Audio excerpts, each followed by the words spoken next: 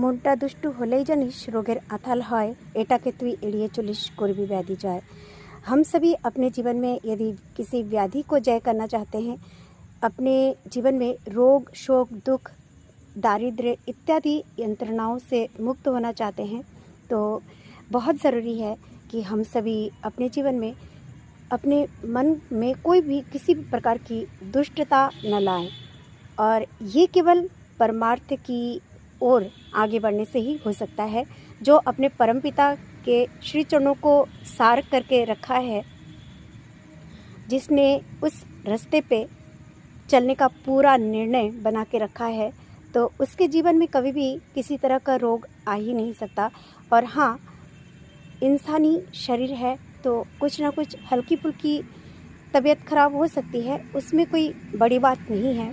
हमारे दैनिक जीवन के जितने भी स्ट्रेस होते हैं, जितनी भी प्रॉब्लम्स होती हैं, उन प्रॉब्लम्स के बीच में हम लोग रहते हैं, और कभी कभी ऐसा हो जाता है कि हम टाइमली सोते नहीं, खाते नहीं, पीते नहीं, तो इस वजह से भी ये सब होता है। मगर अपने मन में एक हमेशा एक अच्छी बात ये रखनी चाहिए कि हम परमपिता की शरण में हैं, हम हमारे परमपिता की नज़रों में हैं, और हमारे परमपिता हमको देख रहे हैं, और सारी की सारी समस्याओं का समाधान हो जाता है। आप लोगों को मैं लेके आई हूँ एक जो हमारा इंटर कॉलेज है, इंटर कॉलेज के इस सुंदर गार्डन में, इतने बड़े फील्ड में, यहाँ पे जो है बच्चे खेलते हैं और व्यायाम करते हैं। अभी भी खेल ही रहते हैं, मगर अभी उन लोगों के जाने के बाद मैं आई हूँ।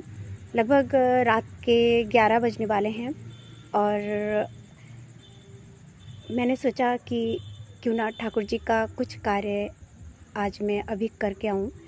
तो ये वीडियो आप सभी को कल सुबह दिखाई पड़ेगी। तो मैं ये कहना चाहती हूँ कि हमारे मन के अंदर किसी भी तरह की कोई दुष्टता का भाव हम लोगों को कभी भी नहीं रखना चाहिए। जीवन है 2 दिन का खेला, और इसके बाद फिर जाना अपने अपने घर, अपने अपने पिता के घर। एक बात मैं कहना चाहती हूँ कि बस इतना हम लोगों को ध्यान में रखना पड़ेगा कि जो दामन हम लोग एकदम पवित्रता का दामन, एक पवित्रता का चोला ओढ़ के इस दुनिया में आए थे, ये चोला कभी भी दागदार ना हो जाए, इस चीज़ की ओर हम सभी को ध्यान में रखना पड़ेगा। इन सभी बातों को ध्यान में रखना पड़ेगा। हमारे जीवन में हमारे इष्ट हैं, हम इष्ट के सानिध्य में रहते हैं, और इष्ट हमारा अनिष्ट होने नहीं देंगे। परंतु बात यह है कि उनकी जो भी बातें हैं उनको हम ठीक तरीके से पालन करें, ये बहुत ज़रूरी बात है। आप सभी को एक सेकंड के लिए यहाँ का जो दृश्य है ये थोड़ा सा दिखाना चाहती हूँ। रात का सीन है, रात का दृश्य है, मुझे तो बहुत अच्छा लग रहा है। आप लोग देखिए, थोड़ा सा यहाँ का ग्राउंड, और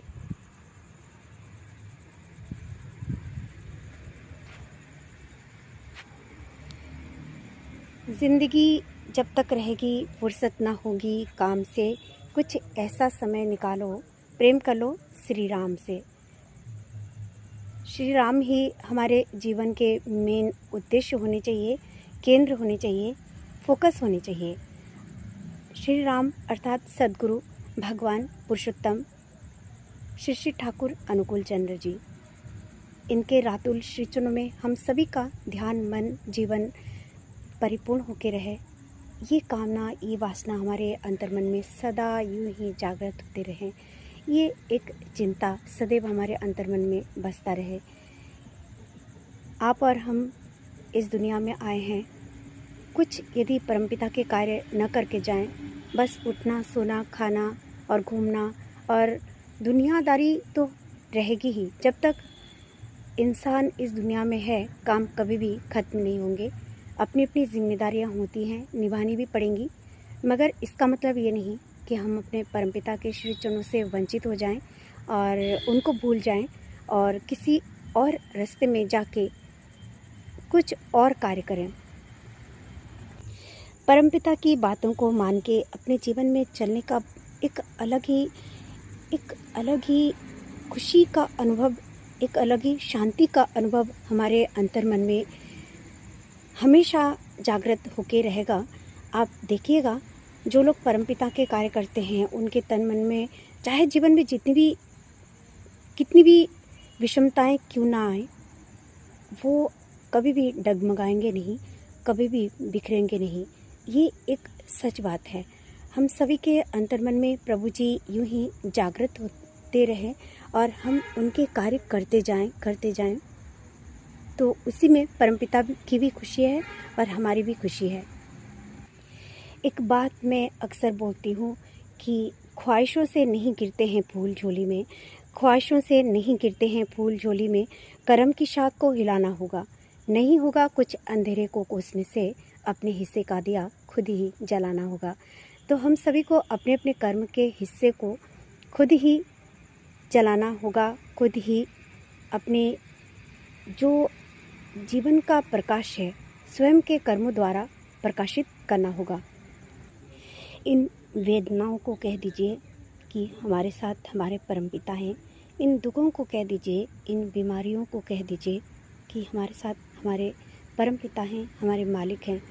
तो जिसने गुरु को सार किया है उसके जीवन में चाहे जितनी भी तकलीफ़ें क्यों ना आए, वो कभी भी अपने जीवन में कभी भी हारते नहीं, बिखरते नहीं, कभी टूटते नहीं। कभी अगर बीमार पड़ भी जाते हैं तो वो 2 दिन के लिए ही होती है, इसके बाद खुशहाली की ज़िंदगी वो जीते हैं।